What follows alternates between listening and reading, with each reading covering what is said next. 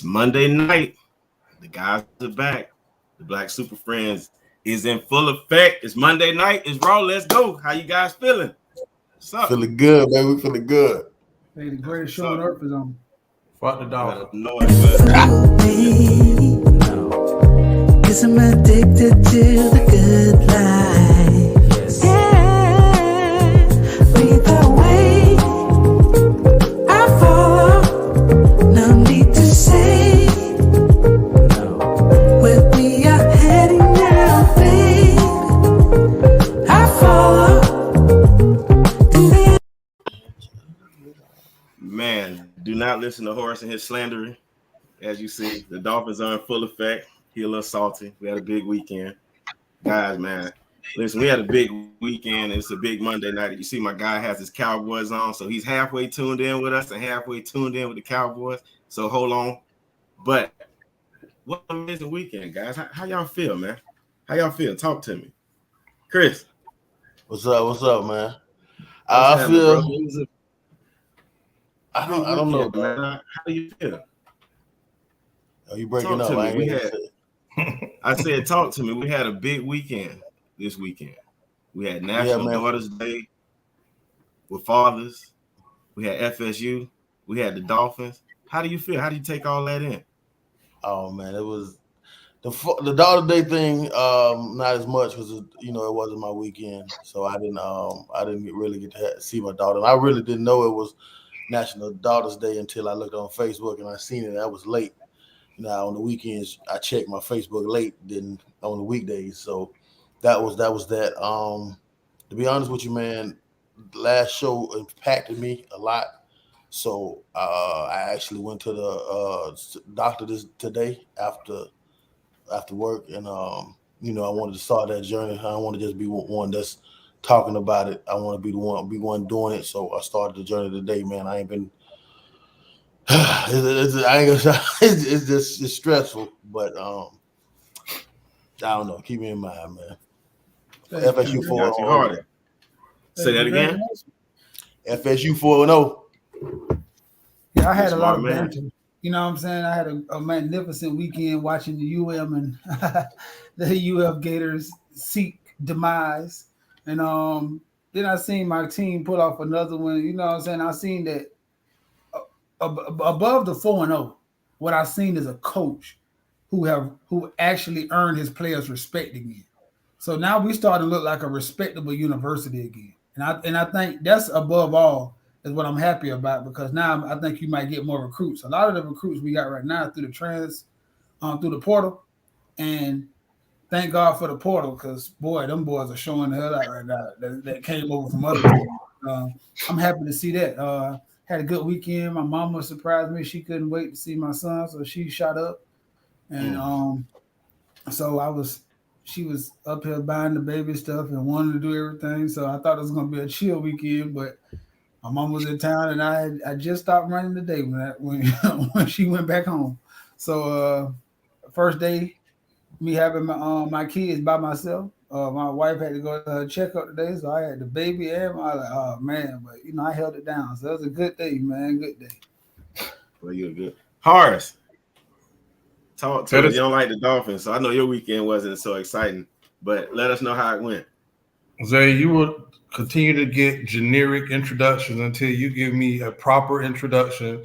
I have waited for this goddamn day for you to host a show, and you yell out Horace. Yes, the Horace at that too. You give him no adjectives, no pronouns. What adjective? I'm sorry. He said his pronouns is he, him. It's ASAP Tootin. As soon as possible, Tootin. How was your weekend, my brother?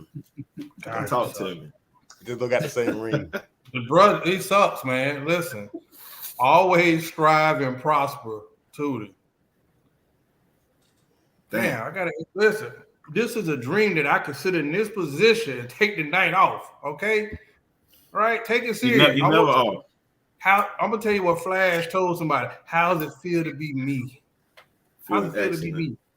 Yeah. Okay. Excellent. Whatever. Listen. First of all, I want to start. Hey, silence. First off, I want to say I appreciate the AKAs. They had an event this weekend where they did some mentoring for high school and middle school students over at Palm Beach State College. They asked one of the Black Super Friends to attend. Well, two, but one showed up. And I was able to do 2 sessions on social media branding, influence, and then we talked about podcasts. And we gave out some shirts. Second of all, we sat on a panel. And the panel had a lot of professionals on there. We talked about mental health, finances, social media influences, and self-care with a few notables. And our Senator Bobby Powell in attendance. So that was great look for the Black Super Friends, being able to talk to some high school students, which I had the pleasure of, telling them about how we started, our goals, and, you know, telling them how they can really take advantage of an area that we didn't think was possible by monetizing every day. You're on your phone every day, and their kids getting paid on YouTube to play with toys. There are stars born every day. So that was my gift to the kids. And second of all, man, I started a new show called Pastor Jamie and Me. And just like we have these spiritual conversations with Super Mario, man, me and Jamie Lovett from Riviera Beach, just over the years, just had conversations here and there. And I wanted to share that conversation as well. And so I posted that video Sunday, and every week I'll release part of that interview, but it got received very well. Like I said, 2 Black men just being transparent, just having an organic conversation. He's a pastor, but he's a Black man. And I just appreciated that brother being so humble and just being excited about doing that podcast with us. So that was how my weekend went. And for all Black Super Friends out there that's listening, I want to give y'all the word of tonight. Inhale. Why in the hell was Florida in the hurricane? What was the Florida Gators a hurricane in the top 25 to start with? Yeah, that's all. Shots fired. Man, hold on. Before we go on, man. Yeah. You got a little. Am I mistaken? No. I think you got a little emotional in that interview, man. Let's talk a little bit more about that, because you can kind of feel it coming through the screen, and I just wanted to know what inspired this link up, and why was it so emotional to you? Why did it mean so much? Bro, you know what? So let me go. I'm gonna make it quick because this is a show. One, yeah, bro, the way we were raised up. So like I told in the show, part of my therapy, like having us do these shows every week, we get closer, and we've all confessed some stuff, bro. But I told Jamie, like when I was young, I was born probably 6 years before everybody else. So I grew up lonely. You know, everybody was an adult. You know, take me to grown-up parties. You know, send me to places. Like they never addressed. Like I was shy as hell type stuff, right?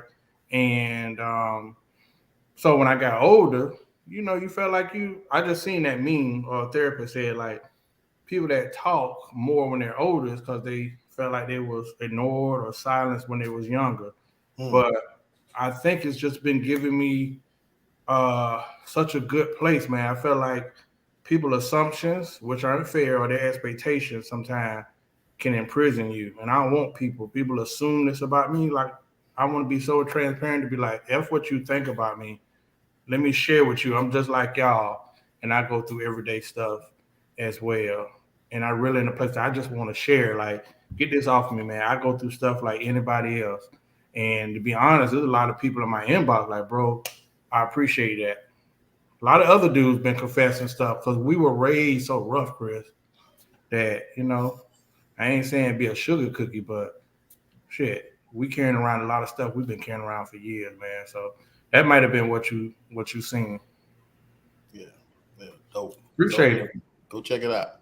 Appreciate it. So that was one of the things I actually meant to shout that out, and I'm glad you brought that to our attention earlier too, Chris, about Horace. But that's actually why we're having this conversation that we're having tonight, Horace, and that's why I led with what I said. I know I was hype, I was crunk, but that's off of the weekend that I had. But I seriously wanted to ask you guys, how do you feel?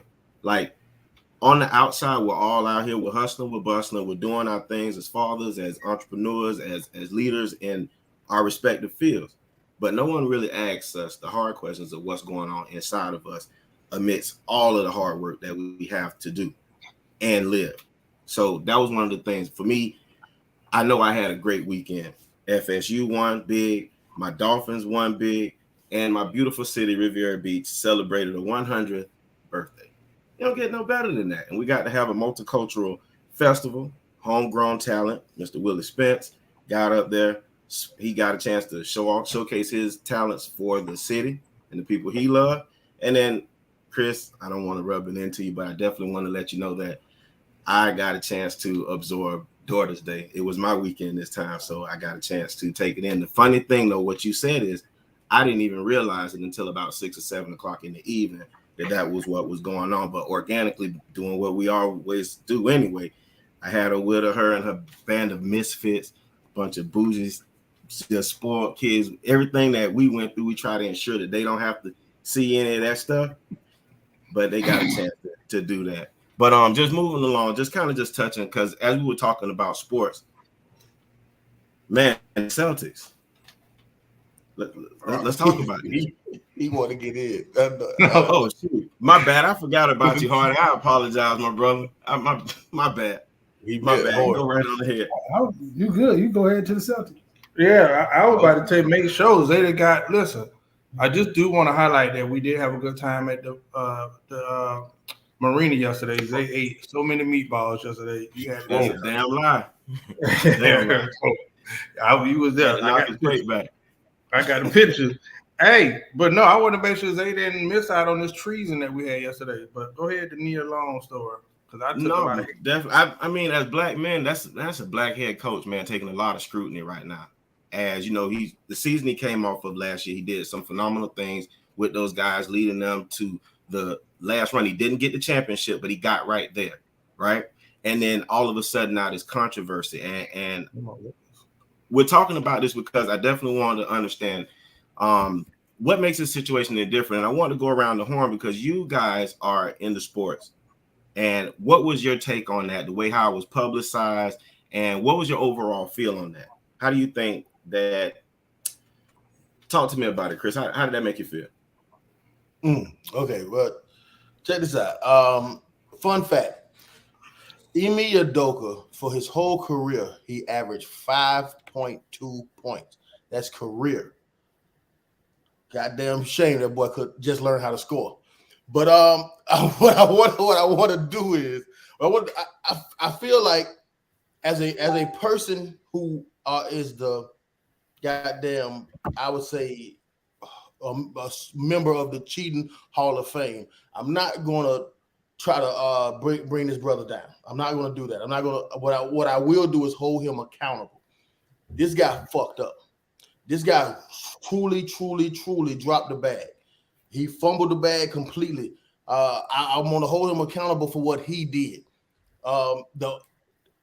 They make fraternization rules in corporate jobs for a reason of the subordinate. You never know if the superior and the subordinate relationship is authentic, because the subordinate could be in this relationship to save their job, their livelihood, or whatever. So I understand why they have fraternization rules. I totally get that. The part that I don't understand is there's two people involved in fraternization. There's two people. I don't have a problem with the Boston Celtics making this public simply because you don't want to. The season is right around the corner, and you don't want to have your players answering these questions back to back. You just don't want that. So I don't mind them making it public, but two people was involved, and why don't we hear the names of the woman that was involved in this affair? This was a consensual affair. This wasn't a situation where they was being forced. This was a consensual affair. This man's life is being ripped apart in front of the media, and we're protecting, like they say we don't do. We are protecting a woman, and that's the only part I personally disagree with, because the rules are for everybody, not for the superiors, for everybody. Everybody know going in, fraternization is wrong. But again, this is how we protect women, and I also feel that way with the Nia Long thing. We're giving her so much like compassion when I don't understand it. This woman basically been holding this man hostage since 2015. This man has been engaged to this woman since 2015. This woman is a serial baby daddy. The first guy she got she got with, she didn't want to marry him. The second guy, and now she with Doka, married, don't want to marry him, and got a baby. She's a serial baby daddy. And I understand this. I have no idea. I personally have no idea how Ime Udoka feel about marriage, but I know how Nia Long feels about it, and I should tell you. Her baby's father, Udoka, got engaged, but the famous couple has yet to tie the knot. The actress recently spoke about why she has never been married and discussed her aversion to jumping the broom. Love is complicated, so let's just start there, Nia reportedly said. And then you start a marriage, which I've never been married, and there's a reason for that because I don't know that I need to say I do to prove to you that I love you. But also, what does marriage really mean? That you own me now and I own you? I don't get that part. I understand the religious aspect of marriage. That is beautiful and it's fantastical and it's dreamy and it's every girl's fantasy to have that moment. Long continued, but I don't know that I need to feel like that I'm in a partnership that's working. Years ago, rumors circulated that she and I'm secret wed, but Nia quickly responded that marriage isn't a priority for her and that everyone in her family is happy. In other news, now comes Nia. This is how she feel about marriage. She's been holding that man. She's been stringing that man along for the longest. So God forbid that man go out and try to find better when he's been held hostage since 2015. Remember here, fellas, a man, the only victim here is that man that got cheated on. The man that was married to that woman and she had an affair with that man. That's the victim here. And nobody making it clear that the man is the victim. And that's just what I think. I would like to introduce myself. I'm going to be representing on behalf of Man Law. I'm going to represent the Boston Celtics head coach. There's some things that need to be addressed, and here will be my point of argument for rebuttal. Im is Nigerian. Who are we to question his culture? In Nigeria, in Africa, we are kings. Men are known to have polygamy relationships. They're known to have more than one wife. It really works outside of Western civilization. Second of all, I got in trouble. I even got some hate mail over at Man Law headquarters because I said, no shade, hell, how do we know Nia Long is so spectacular? All right. We have this fantasy love affair with Nia Long because of her movie roles, and she is a beauty. But do we know anything about Nia Long outside of that? Okay. So the question here is, we don't know Nia, so this makes a lot of bias come into play with this situation. All right. He's the victim. Let me tell you something here. Outside, and I really want to highlight that micromanagement, you have so many people in those front offices now, they'll do anything to shave a couple dollars. You got a successful head coach who was caught in a consensual relationship with two married employees, right? And one of those husbands is who brought this to the front office of the Boston Celtics, who felt that in damage control, we're going to suspend him for a whole year, which does clear up a lot of goddamn money on the payroll. But then again, the NBA did not touch this. This is a Boston Celtics issue. And I will say that this is an interracial connection as well. So I'm always going to play my race card on that as well. But it's two staffers. And I just question how the Celtics shielded those two people who were in a consensual entanglement. Well, we're bringing it back. Entanglement, consensual entanglement. How are they being shielded? But you blasted this. And the thing that I do feel sorry for Nia with is this.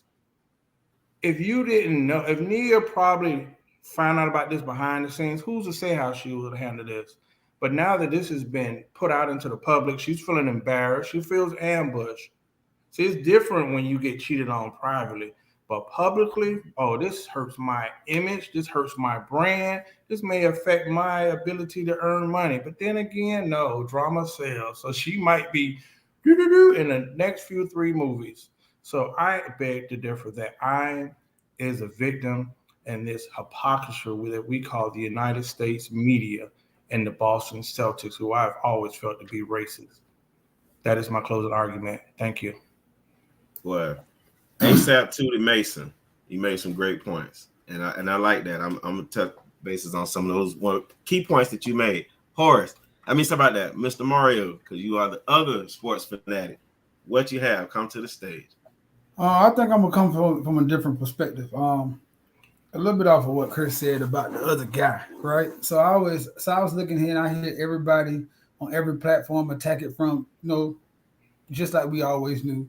All the women platforms, he's the devil, he's God's, he's the devil's first son because he cheated on Neil. And all the men platform, why they were 50-50, because there was some niggas caping for Neil too. But then it was some dudes who was, you messed up the bag. And I understand that point because you work so hard. But then I got looking from the other guy, right? So then I heard like Stephen A. and so many other people were so mad at the Celtics, right? So I heard the owner get up and speak. He said it was a gut reaction.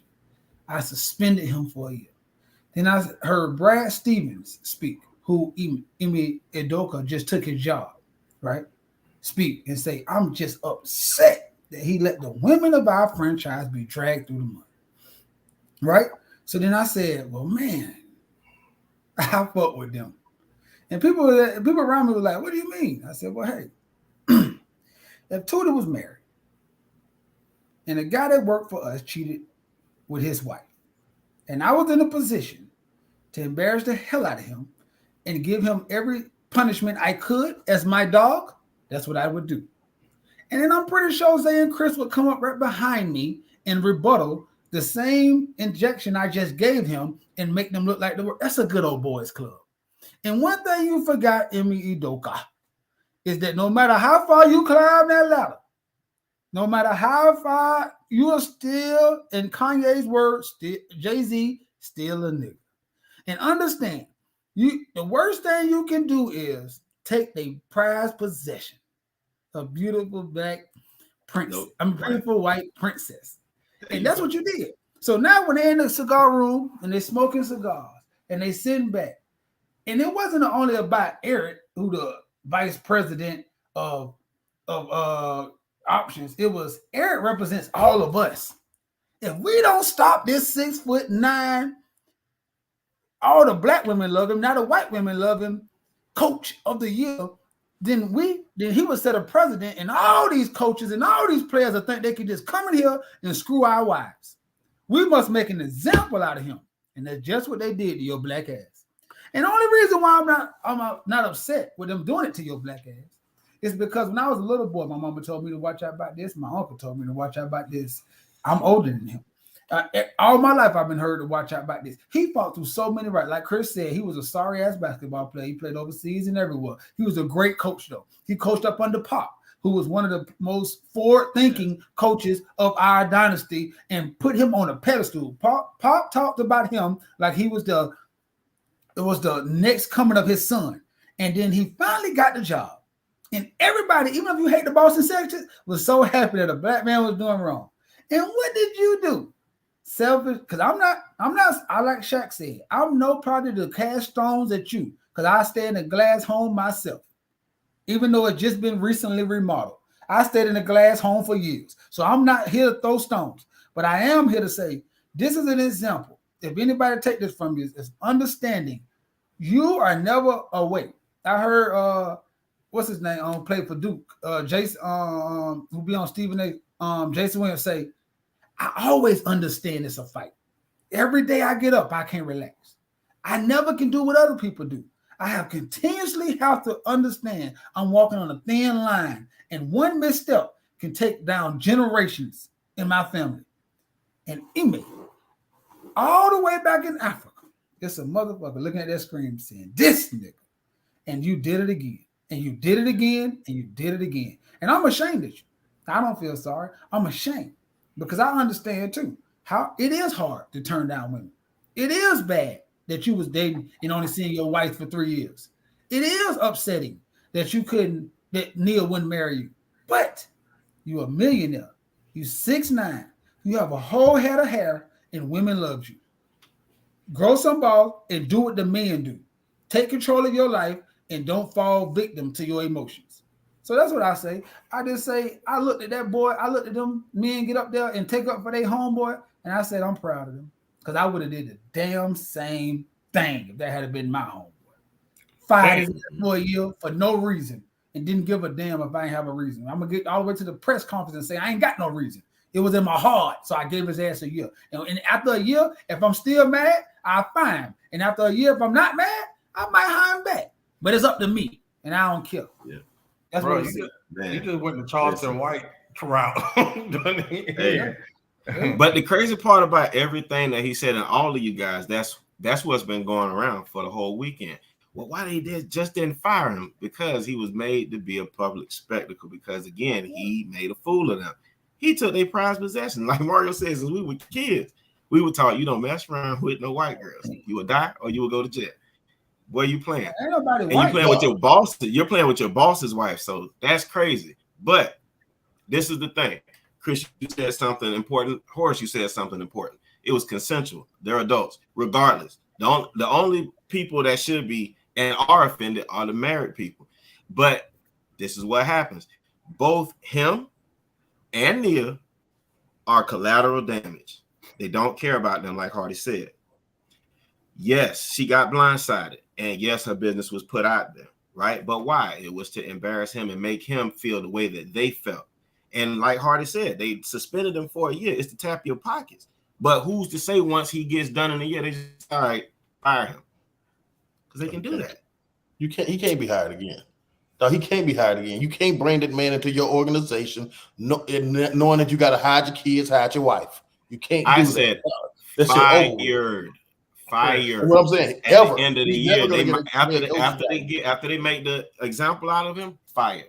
But that's what led me to lead with what I said. Dang, he getting beat up really, really bad right now. He's still a black man at the end of the day, and he made a mistake. You know what I'm saying? How does he feel? How do all of us feel looking at that? Because we look at that and we look at him as a leader, someone who's doing groundbreaking things as a black man, and then you messed up. So all your hard work and all the good things that was said about you get diminished right now. He can probably, come back from it, but man, that's going to be a hard and a long road. So I said all that because I got a chance when we had our mental health episode to reconnect with one of my younger cousins. Hadn't talked to him. So as Horace said about our podcast, it brings us back in contact with individuals. And I was actually proud of my little cousin because he's a male therapist. So I'm going to bring him on so he can talk to us from a point of view of a black man in today's society, dealing with what we have to deal with, coming from the hood, because that was one of our fears of why we haven't gone to see a therapist, right? So he understands from a professional level and also from just a regular around the way guy. And I wanted to bring on my young cousin, Richie Haynes. Let me go find him. He's back in the break room somewhere. All right. Hold on, he in the back, he in the break room enjoying my snacks. Yo, what's going on, Jim? How's it going? All right, what's going on, man? Welcome to the Black Friends podcast, cousin. How are you doing? I'm good. Thank you for having me. Thank you. Well, guys, I explained to them that you saw our last mental health episode. You actually tapped into both of them. The one that we had questions about to begin with. You also looked in when we had a friend who's a female therapist talk to us from a standpoint. And then you had some questions and you had some concerns about actually our replies and our answers that you just wanted to kind of clear up. And so I wanted to set the stage for you to come on and talk to us a little bit. And then you can chime in on the Celtics situation too, because you're a black man. I'm quite sure you've seen it as well. Yeah. So first off, I'm a black male, and that's why I decided to become a therapist. I feel like we're underrepresented, but we oftentimes are misunderstood in a lot of aspects. And I feel like we do get the brunt of all bearer, like the Celtics thing, right? How many times have that happened to European coaches and it's not blown up to this capacity?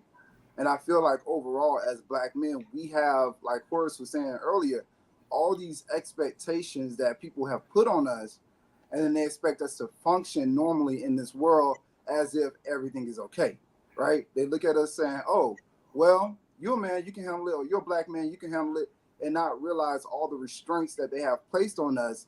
And truly and honestly, we can't handle it. It's almost like, damn if you do, damn if you don't. And so kind of looking back at some of the conversations in the past that you are having about mental health and why is it so important, I think it's like more so kind of knowing yourself, having a cheat code to yourself, why you function the way you do function. One of the things I was looking up as Horace was talking earlier was I was going back in my textbook, and I follow two concepts primarily, Adlerian theory and existential theory. Adlerian basically says we have to develop insight into mistaken goals and self-defeating behavior that was created by someone else in order for us to be ourselves. And then he also goes on to say human beings have tamed their instinct and at times have denied and disobeyed their natural instinct because of other social relations. And I think this applies heavily towards Black men, is that we have tamed who we are as individuals to obey what everybody else around us say we should be. On a previous show, was they talking? No, go in a go right previous ahead. show. In a previous show, Horace spoke about wanting to have a black male therapist. I spoke about having a different choice. I'm wondering, what do you feel about that? Do you feel that we should go to black male therapists, or does it matter? Honestly, I don't think it matters. I think it's your opinion. Like it's your option. Whatever you feel most comfortable with. I don't know what individuals have had experience with males or females. Some females who have had a traumatic experience with a male may not want to see a male therapist, and vice versa. But I think the benefit of seeing a black male therapist is that we have the same insight. We're not all clinical. We know what the struggles are, and we know what the expectations that are set upon us are. And so we're able to talk around that. Also, we know what is important to us and the values that are important to us. And so oftentimes when dealing with other therapists, they're not as culturally competent in that area. And sometimes female therapists, they just don't understand the male language. And so if, you're kind of good in that area and you just kind of want comforting and nurturing and you just want to kind of talk, and you're not really trying to, get into some male heavy topics, then I think any therapist would do. But if you want to talk about some male heavy topics where manhood is being questioned or my thought processes are being questioned, then I think it's better to talk to a male therapist. But honestly, I think any competent therapist will work as long as they have that insight. I want to ask you, how do you feel about? First of all, thank you for coming on, and I want to say, it's a stigma that if you don't agree with therapy, you're instantly the devil himself, reincarnated. Like you haven't done the work, you're not understanding, and that everybody need therapy. And if a black man say he don't like therapy, then you're just the worst piece of trash. It's that underlining. So what would you say to people who demonize people who don't feel like they need therapy at this moment? I mean, honestly, it's the individual choice. Therapy only works when people are there because they want to be there. That's why so many Black males and minority males don't go to therapy, because therapy was forced upon them at an early age in bad situations, such as in school, or if they got into trouble and they went to the juvenile detention center. So that never works. It only works if a person is open to going to therapy. If a person is not ready, then the person's not ready. And that doesn't make them bad. That just means that they're where they're at. And that's a part of therapy, is getting people to just be comfortable where they at. If you cool with not going to a therapy and that works for you and you okay with that, then you don't need therapy. Therapy is only to make you feel okay with where you're at and the decisions that you're making. All right. Well, I got another question. Here's my opinion. My opinion is this: when I hear people talking about therapy, they talk about going to the one that they like or they feel more comfortable with. I always thought that Therapy was about becoming uncomfortable, peeling back layers that you're uncomfortable with. If I went to a trainer, I don't want him to say, Chris, give me one more push-up, please. I want him to yell, give me one more push-up, one more set, go harder, push harder. And if I feel like if your therapist doesn't sound like Kevin Samuels, then you're not having a good therapist. I don't think you got a good therapist, because they gotta give it to you real. A lot of us have a delusional view of ourselves. We go in there, and why is my therapist gonna keep it one thou wow with me, or is he just gonna keep on feeding me prosperity preaching and telling me? And I don't know. I've never been to a session, but that's what I get out of it. Why do we have to be comfortable with our therapist? That's the only time you're gonna be vulnerable, is if you're comfortable with a person. You're not gonna be vulnerable and open up with a person if you're not comfortable with them, right? And so it's important to build that therapeutic relationship. In fact, the first couple of sessions that you're gonna have with your therapist is to build rapport, to see, okay, if we vibe together. Even the initial assessment, the 15-minute consultation that we do, is to see if I like you and you like me. If we don't vibe, or if I have any biases at that time, I need to make it known. Hey, I have a bias. I don't deal with black males, or I don't deal with females, or I don't deal with couples, or they may seem like they have too much going on. Me personally, I don't work with substance abuse. That's not my wheelhouse. And I don't work with elementary age students because I don't feel like that's the age for therapy. But those are my choices, just like clients have choices and individuals have choices in therapists. They may not want to deal with a certain type of therapist, and so that's okay. But you will get to the point with the right therapist that you like, that you have that relationship with, where it does get uncomfortable. And oftentimes in my session, it gets very uncomfortable, but you're comfortable with me taking you to that place of being uncomfortable. You don't feel like I'm going to take this information and run with it, or I'm going to look at you any differently. I have prepped you for that time for us to go and deal with your trauma. I prepped you for us to talk about some of the tough topics, because now you trust me. But you're not going to have that conversation if you don't trust me. So I said I was going to work on this, Richard. I wanted to call you Baby Richard so bad. So listen, my thing is this. Your niche market and what you specialize is in black men. Because you said something to me, which is we have a special language that we speak and mannerisms. And you talked about that as you spoke with the guys. And I just wanted to ask you why. You know what I'm saying? Did you see the need for that with black men? And also, too, do you feel as if, well, I mean, that's your field. Do you feel as if all black men need to have therapy, or do you feel like if you're comfortable? But answer that for me and talk a little bit more about what made you choose to specify with just black males.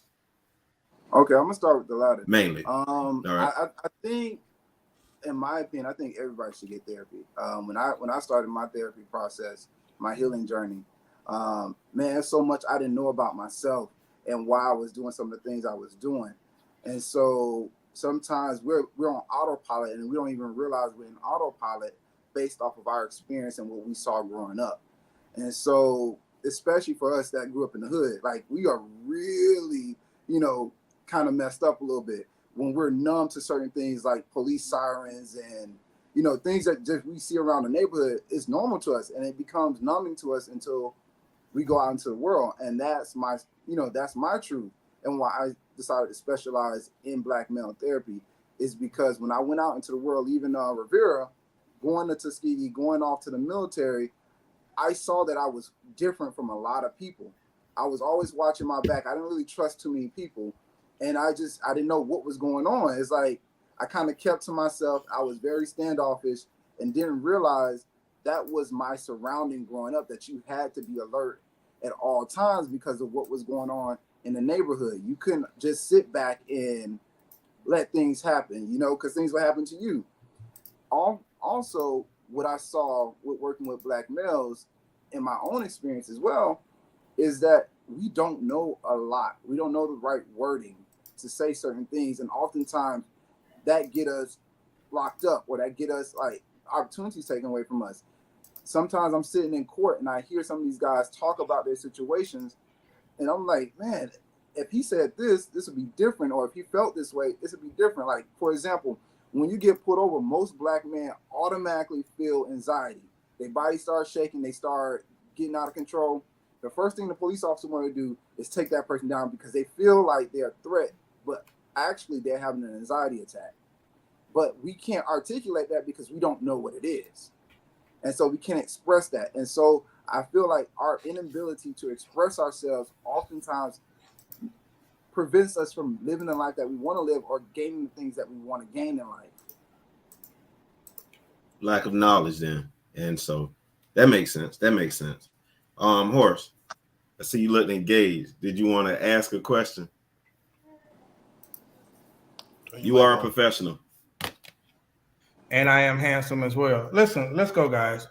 First of all, there's two things I want to say. First off, there's a meme that says black men don't go to therapy, they get podcasts. Aha, bitch, it works. I really gained a lot of traction doing this podcast over a couple of years. So the hell with all you wenches that say such things. But like Chris said earlier, I didn't even pick up on that. I promise you that, like I said, the way we were brought up, you didn't cry, you functioned. So now I'm in a place where I'm more courageous enough or brave enough, or just maybe I'm just tired, where I'm more open than I ever been before. And I think I don't know if I'm doing that for others or am I doing that just for me. But we discussed on the show triggers. We were talking about grieving, and I'm just at a place that I need to unpack a lot of that stuff. So I don't see myself going to therapy, but I do think that therapists came in me put myself on the altar with my friends and having those real conversations. So that's probably my thing now. So now let me ask you a question, Mr. Haynes. With what my brother just said, is that a typical answer for most black men that you run into while you're at work or while you're working in this field? I mean, not really. Damn. So he need to sit down. No problem. Like all 20 of my black male clients come from neighborhoods like I come from. I'm just saying. And they all have different stories and they all have different walks of life. By the time they leave my session, they have this newfound insight of who they are. Now, I don't have nothing against, going to the altar for therapy, right? None at all. Because the Bible tells you repeatedly over and over again, take care of your mental. If you pay attention to the fables in the stories in the Bible, they tell you pay attention to your thought because your thought is manifesting things at all times. Even in prayer, you're meditating. So with that, it's telling you guard your thoughts. In my opinion, in my humble opinion, I think the first line of mental health is having a good group of friends. So, I don't see an issue why the podcast can't work. I think it's levels to this, right? I think the first level is having a group of friends that you can trust, that you can go back and forth with, that's going to give you great advice. I think the second step is getting a coach. If your friends are working, but you need someone to hold you accountable at all times, your friends can't do that, then get a coach. The next step is a therapist. If you just want to go deep and understand why you're doing what you're doing, then a therapist will help you figure that out. If you are to the point where you're homicidal or suicidal, then you need to go see a psychiatrist. They're going to medicate you and make sure you get right so that you can now go back down that ladder of, okay, now that we got you stable, now go talk to a therapist. Now you talk to a therapist, go talk to a coach. Now you talk to a coach, now you have accountability partners. So I think it's a trifold where all of those things work, but I think the benefit of going to a therapist is really to help you understand why you do what you do. And Horace, when you started out with an existential question. Am I doing it for myself or am I doing it for other people?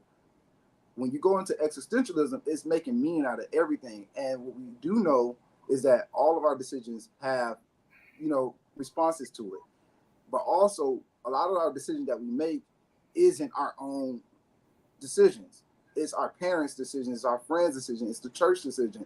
And like Adler was saying, we've tamed ourselves. So we're making decisions based off of what everybody else is supposed to do. And that's why so many people don't know their purpose or they're not walking in their truths because they are listening to everybody else but themselves and they don't know why they're listening to everybody else.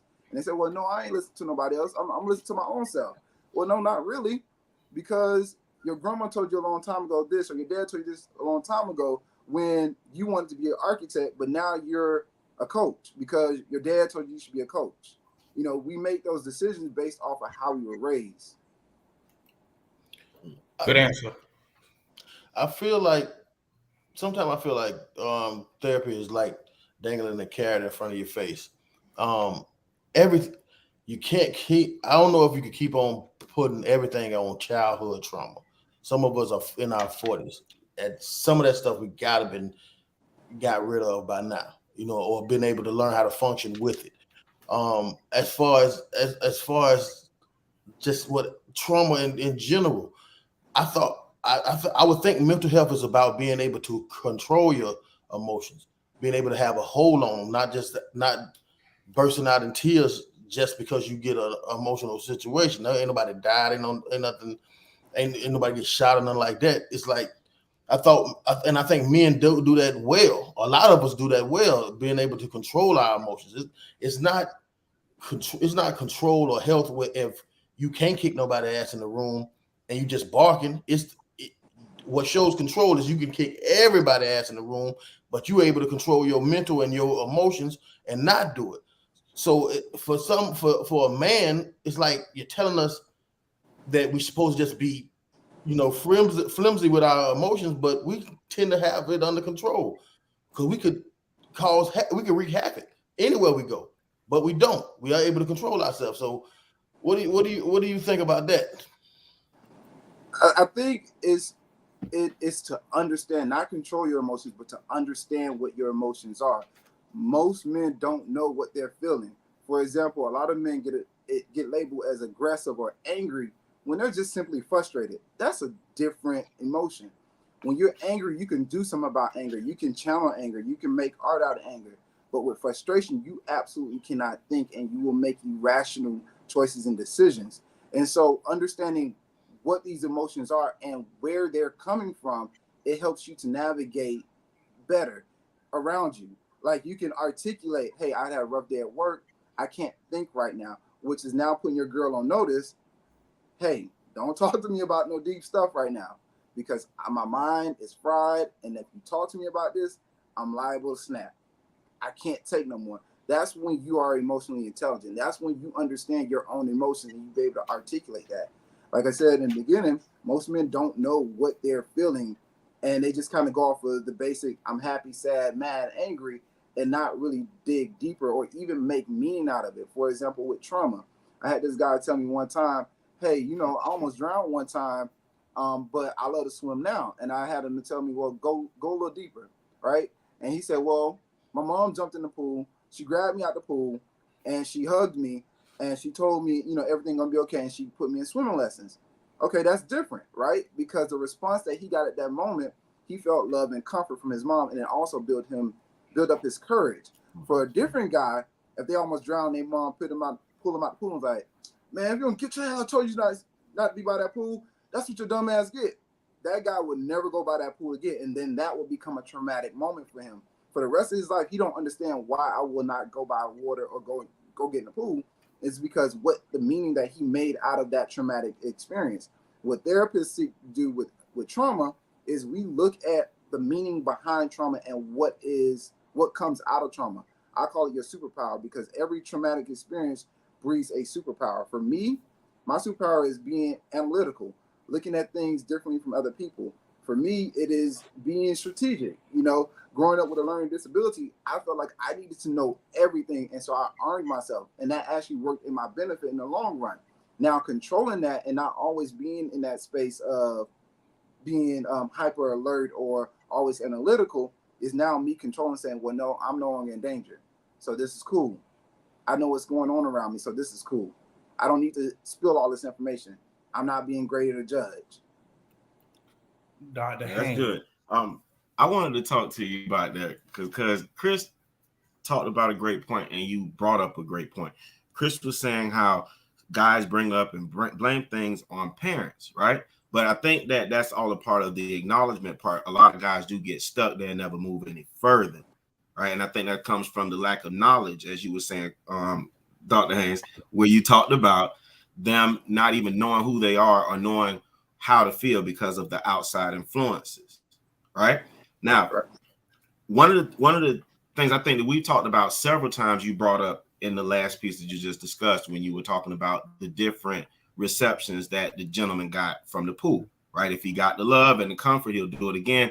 If he got told about himself, oftentimes most guys, and you know this because you originate out the hood, we get that second mom and then that thinks that births more traumas for guys going forward in life, and then we buck up on women, and then that becomes a whole nother other episode to talk about, because then the women, what's wrong with all of the men and all of these things like that happen. So I'm saying all this to say to you, right?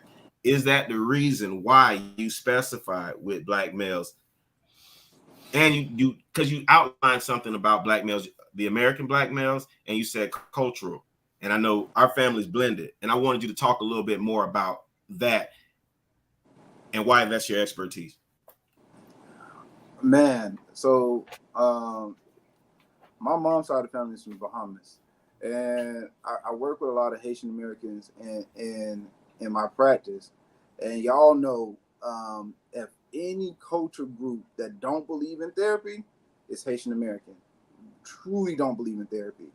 But a part of that that I saw that made me really want to work with men is that I felt like if I could help people that look like me think different, they can be more productive in our community and stop bowing down so much to other people and really take their place at the throne. I feel like with us, we were unintentionally taught to be submissive. We were unintentionally taught to be just doers, workers, and not necessarily thinkers. And there's a documentary called Black Boys, and they touch on it a little bit more, where even in school, we're welcomed with hostility, and we're welcomed, we're not even really challenged. If you go to all black school, we're not challenged. They just give us coloring books and make us watch TV, and they just kind of do little things to get by, but we're not necessarily challenged. And so my thought was, again, pulling biblically and also just seeing our peers around us and want to know, how can I get my people to see this, to get them to the next level, became my life journey. Because if I can get all you all, not necessarily in therapy, but if I can get you all to control your thoughts and really understand the impact of our actions and behavior, then I can see more wealth in our community. I can see more strong men in our community. I can see more men that's in power in our community versus the opposite. Listen, I got a question. I like it. I got a question. I think sometimes it get lost in the translation of like aggression, right? So when I seen the Capitol stormed, right, and then I seen people who believed in something, was willing to die about something and standing on something, right?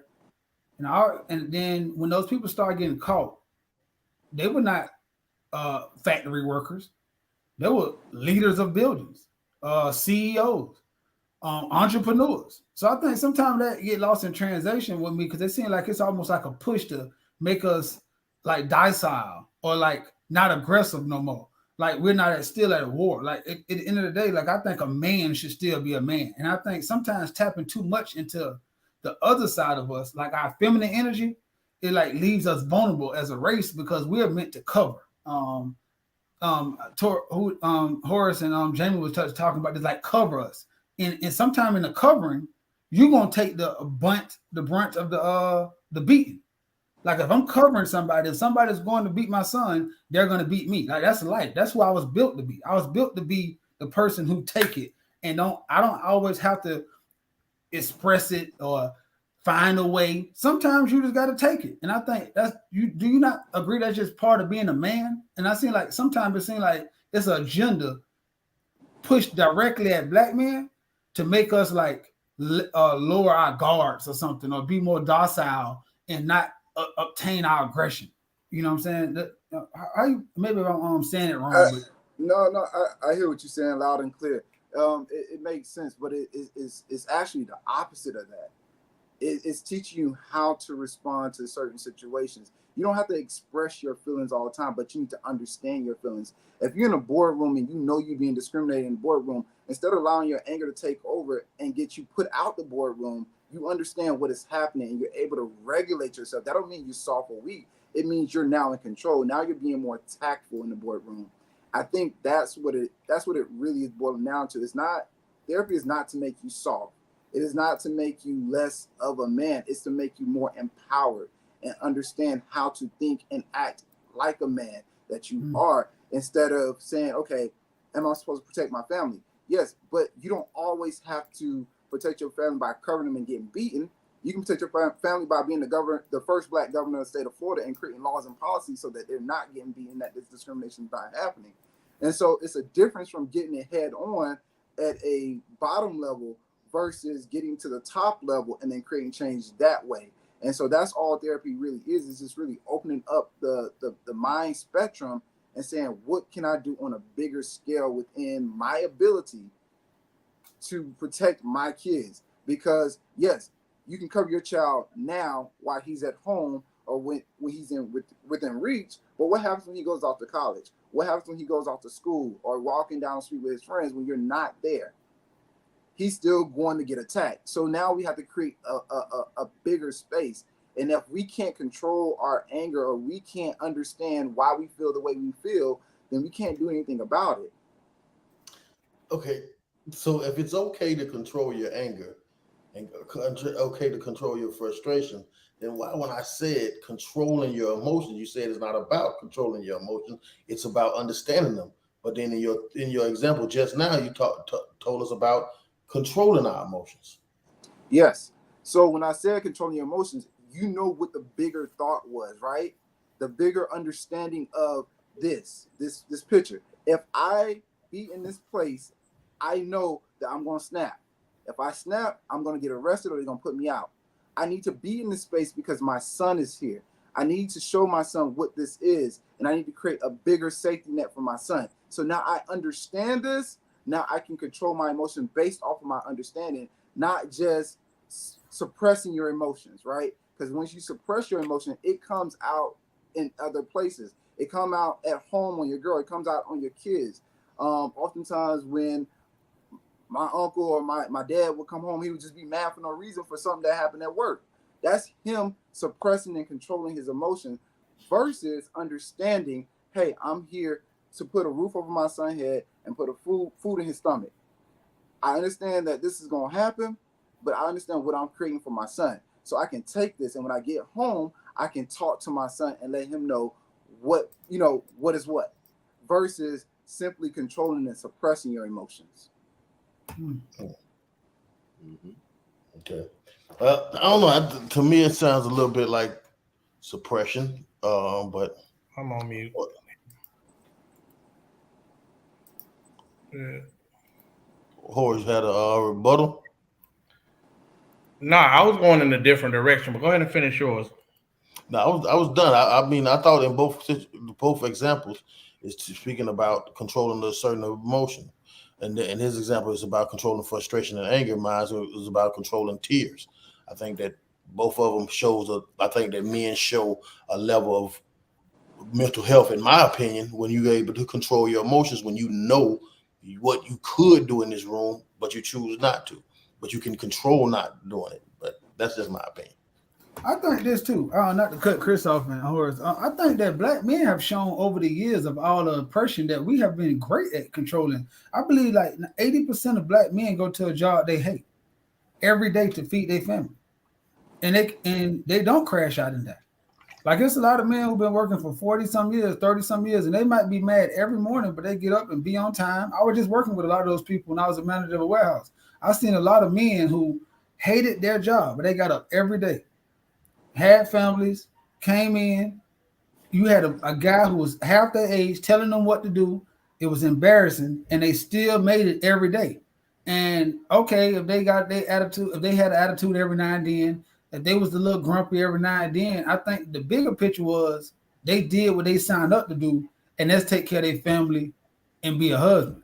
You understand what I'm saying? So is that not a part of controlling your emotions, like knowing this is what I got to do, you know, and this is what I've signed up to do. So every day I'm going to find a way, whatever the way is, to do it, and don't make no excuses.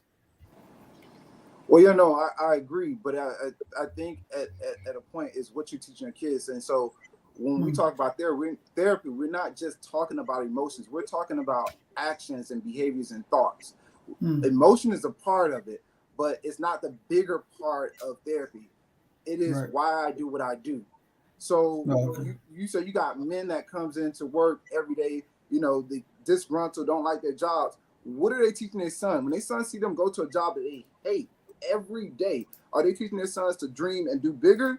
Or are they telling their sons, hey, sacrifice, suffer, and then hopefully your son to get it? But his son is not going to get it because his son is going to follow what his dad did and move on throughout generations. And that's the definition of generational curse, is when the behavior is continually repeated throughout generations. And because we emulate our behaviors and our actions behind our parents, typically it's the same unless our parents say, hey, son, do different, and show them different. And oftentimes our kids are going to want to be like us. So whatever we're doing, they're going to do. That's why when we look at our relationships and we look at our relationships and how we deal with our peers, we can look back at our parents' relationship, or we can look back at our parents' friends' relationship, and we can see identical threads. For example, I was telling Zay earlier, my granddad, I love him dearly, but I reflected the other night and I realized I didn't really see much of him growing up. Even though he raised me, I didn't see much of him growing up. But the reality was he was working all the time. If he wasn't at work, he was at church. So when we did see him and he was around, we celebrated him like it was no tomorrow. And we idolized him.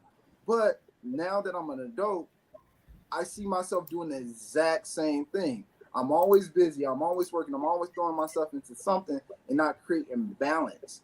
But that's something I learned from my granddad. But now that I know that, now I can do better, because I know I repeated a pattern from my granddaddy. And now I need to move better and be more intentional about creating overall balance. God forbid your granddaddy make a successful therapist. Well, I have a question, sir. And this will be, listen, I want to share what some may deem as ignorant, but we don't care. When you go to war, traditionally or even now, the black man, I'm going to be going like James Baldwin. The black man is always under attack, right? So back in the day, you go to war, first thing you do, you kill the men. Chris, don't be yawning. I can still see Carol. Listen, so you kill the men, right? What else?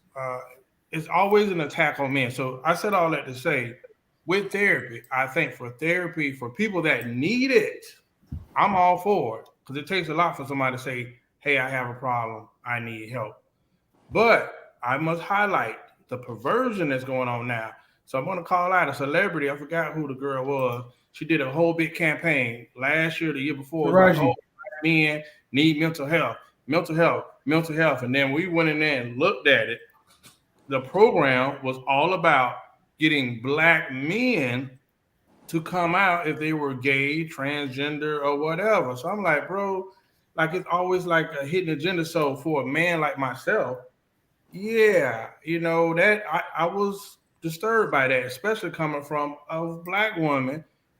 Our homes, our communities are separated. So yes, that's why I think therapy is going to be frowned upon, especially now that it's such a big push for black men, not black people, black men to get it. And I'm almost going to go back to my brutal ways and say, like, yeah, we're learning self-care. We're learning how to talk more and find that balance and not carry that stuff around. But at the end of the day, a black man has to be the man. He has to have some level of, the guy that can hold it all down. James Baldwin probably said, the sweet Negro, the sweet Negro, so docile and kind, be fearful of the day that they change their mind. And I think that has a lot to say. They don't want us to get to that point where we start to feel like, this shit done got old. So that's just my take on it. I salute you for therapy, but my brother, I'm still outside. I'm gonna use these dudes because I don't have to pay a copay right now with them.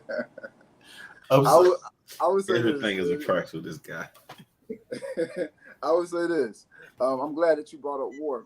One of the war tactics is psychological warfare. I don't know if you remember, like during the World War II, Hitler threw out leaflets to the black soldiers, basically telling them, why you fight for a country that don't appreciate you. He was right. We still use psychological warfare. Psychological warfare is nothing more than planting seeds in your mind to make you think you are something or believe something that you're not. For example, if you go back to the 90s, what did black men represent in most movies in the 90s? And if we all grew up in that era, we begin to emulate and say, okay, this is what I'm supposed to be. I'm supposed to be a dog. I'm supposed to be this. I'm supposed to be that. You rarely saw positive images of black men on TV. You had the Huxtables, and then they had to go ahead and make him a martyr. You had, what is it? Different World. Different World. They canceled the show because they was touching on deep topics.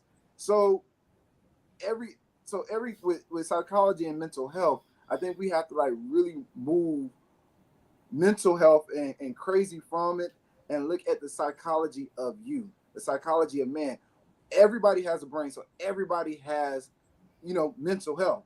It is what you thinking and how you thinking and what is stuck in your subconscious that you're unaware of that's making you move and think the way you think. If you go ahead and you're okay with what is planted inside your head, then I say go for it. If that's you and that's how you feel. But I think for me, what I saw for myself personally is that I saw myself dreaming bigger and doing a whole lot more. I wouldn't have started my company had I not started seeing a black male therapist.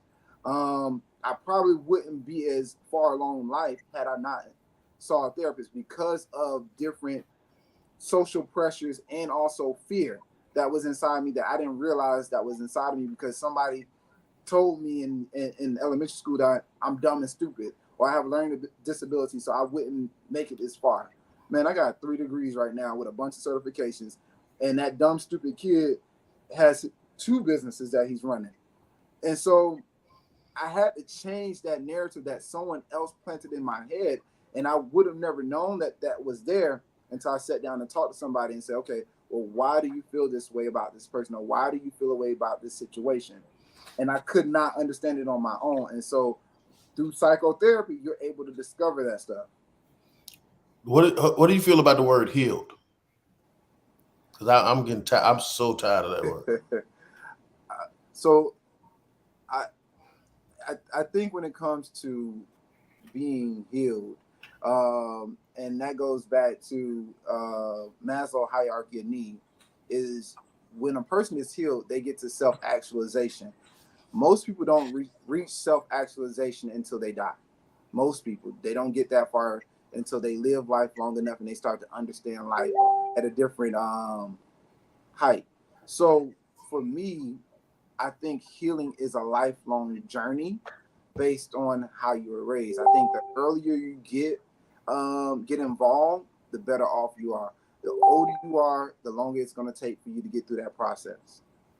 But I think it's a lifelong journey just to really just understanding you. I think you heal from trauma to move past the next phase of your life to decisions and understanding why you do what you do. Because not everybody has trauma, or some people may have trauma, but it's not as traumatic as someone else's trauma. We just got to figure out what is that trauma stopping them from doing. Well, here's the thing. I think you can always find trauma no matter what. You can always find it somewhere there. And if you can always find it, it gives, some of us feel as though it gives you, I don't know what's it called, but it gives you, you probably another $100,000 worth of debt. You got to pay for that degree. So what does that lead to any of your bias about finding the trauma to link themselves on to continue to keep them in therapy? Because a lot of times that's how we feel. We feel as though because y'all went and got that $100,000 of student loan debt, you're gonna find a trauma and you're gonna drilled in my head. Hey, brother, I went to the military. The Army paid for my degree. So for me, I love what I do, and I feel like my therapy is, I won't say quick therapy. I feel like the way I provide therapy is I get you what you need within 6 sessions. I tell you, hey, you might need to go to a coach or get a good group of friends to follow up. But I typically try to get clients where they need to be rather quickly, and then we do maintenance work afterwards. Matter of fact, my clients, I would see them weekly for like maybe 4 to 5 sessions. Do bi-weekly, maybe 3 sessions, and after that, we're doing monthly. I mean, but if a person is ready to get to that pinnacle, there's other forms of therapy that you can try. You got psychedelic therapy, you got EMDR therapy, you got hypnosis. There's several forms of therapy that is a lot quicker. They're costly, but there's a lot quicker to get to that aha moment than just traditional talk therapy. And I don't know if I made this clear. Even though in the state of Florida I'm licensed as a mental health therapist, I trained as a psychotherapist, which is slightly different from a mental health therapist. A psychotherapist usually deals more so with the mindset and how the brain works, and more so the psychology of a person versus just traditional talk therapy and just tell me about your issues. Listen, cuz, man, I like all of the information that you brought. You brought a plethora of knowledge to our platform that and actually brought some conversations and issues that we never even thought of and brought light to that. What I want to do now is I want you to speak to the people, give them your information, because I know we had a conversation prior to coming on, and you talked about your licensing and your business being online so you can reach out and help others that may not be here in the beautiful state of Florida. So I want to, highlight that and highlight you. And last but not least, I want to thank you for coming on and sharing your knowledge with us, because as you said, it's a lack of knowledge for us, especially as Black men. So I appreciate you. And that was the reason why I kept harping on you dealing with the Black male, because we have issues. And I say that because we're afraid to step out and get therapy from a woman, from a white man, from an Asian, whoever. And I don't think we have enough guys like you. So like I told you, when you reached out to me and let me know how you felt about our first mental health segment and let me know some of the attributes that you had done. Remember, we hadn't spoken in a long time. Yeah. I had no idea that you had, climbed that ladder and was doing so well. And when we had the conversation today, just a quick brushing up, talking about the differences in our families, from the Jamaican side to the Bahamian side to the American side, and how we just were, as kids, like, wow, blown away, and looked at how the individuals, your grandfather, my big cousin, how they operated with us. They always went to work. So no matter what, that's all we thought that it was. But you dropping knowledge and letting us know that you need to find yourself. I think that not only helped us, but some of our members who are watching, and the guys who are going to watch tomorrow morning because they didn't get a chance to tap in tonight. So I just want to thank you for that. But I do want to highlight you and let you share your information with everyone else that's here tonight before we close out. Yeah, he got one last question on the screen. Go right ahead. Is there a difference in therapy and mentorship? There is a difference between therapy and mentorship.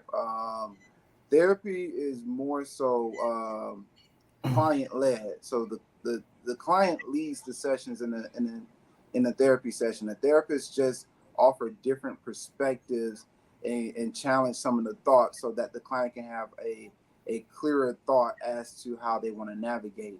With mentorship is more so molding and teaching the individual how to become what they want to become. So basically emulating more so for that individual, and teaching them the ways of whatever they're trying to accomplish. So like I mentor a lot of young Black male therapists, and I mentor a lot of young men.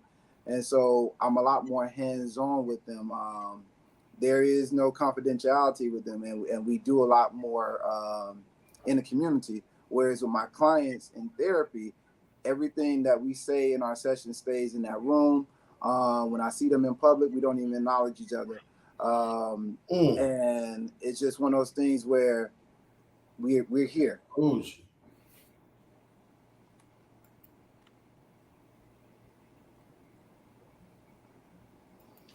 any other therapeutic option for males who don't want to receive therapy? I'm not sure if I understand that question. There's No, several we're not options. smoking weed, Shelly. Chill out. Well, hey, if that eases your anxiety, go for it. But you have, I know y'all heard of the new, I want to say, the psychedelic treatment that they're doing. And a matter of fact, Good Samaritan actually has a clinic that do psychedelic treatment. I heard that that's very effective. Hopefully, I'm going to get trained in it soon. But I heard that that's really effective, as well as just other plant medicine that works for therapy. I'm a spiritual person. I think going to, your spiritual guy, a spiritual leader in your church that you trust, that can also work as therapy. The one biggest thing that you all have to know about all that stuff, with the exception of the psychedelic treatment or EMDR treatment, is that none of what you say is confidentiality. So anything can be shared with anybody. With therapists, if we share any of your information outside of that session, you can sue us for malpractice. We can't even talk to the police, even if we're subpoenaed in court. Our notes are very vague, and you still have to give us permission to talk. So that's the security of therapy, is that everything that is said within our session is 100% confidential. Like I said, Richard, I appreciate you sharing the knowledge of all of this information with us. Thank you from all of us here at the Black Super Friends podcast for coming on. Y'all have anything, Harden? Chris? Man, I didn't get to share my information yet. Go right on ahead, brother. All right. So you can find me on Instagram at mindmatterwellness_, or you can check out my website, which is mindmatterwellness.com. If you know somebody that's looking for a mental health therapist, they can email me at rhaynes@mindandmatter.com. We're looking to start a more so adult male group coming up very soon. Something like the Super Friends, but in real life, for people to actually get together, not necessarily in a therapeutic aspect, but more so building that network of men that once they're done with therapy, they can go into this network of men and kind of continue on that passage of accountability and their healing journey. I appreciate you, man. I appreciate you coming. I appreciate you coming just because you always need different viewpoints. You know what I'm saying? And I think you represent a positive role model to a lot of people who, this is an unspoken career for Black men. So you even talking about the way that you got into this career is enlightening to all of us, you know what I'm saying? Because who would have thought that you know what I'm saying, coming from what you came from, and even the military and all that trauma, would go back to see a need for this. So we appreciate you, man. Thank you for coming on. Appreciate you for having me. Yeah, I also want to thank you for coming on, man. I really don't get into mental health shows, but the girl seems to go crazy about these mental health shows. So I want to make sure I show up. I do want to say that I'm a little bit disappointed in you, man. I looked in your Instagram. I want you to come out in the chair like you do in your videos. I wanted the chair. I didn't get the chair, and I didn't get the bow tie. So I'm really, really upset about that. But I appreciate you showing up, man. Thank you. I think that you gave a different perspective on it, and it's something that I think that once you get this thing to the point where we can do this over the internet or something like that, I think it would be worth sitting down and chopping it up with you on a therapy level. Okay. Well, I actually do telehealth. Oh yeah. I know that thing might be going for the low though, right? What's that? That thing might be going for the low though. I'm reading. I ain't got to sit on your couch, on your AC. I can be right here. Man.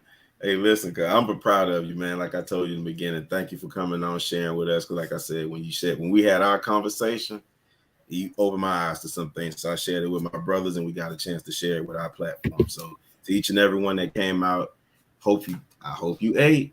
They were laughing at me, but I hope you ate from this tree. He was feeding. And we out. Black Super Friends podcast is over. His closing. Appreciate it, Going to jump out the cake. Tom Brady lost. Dolphins won. Have a good night. And the Cowboys probably about to bag it. Let's do it.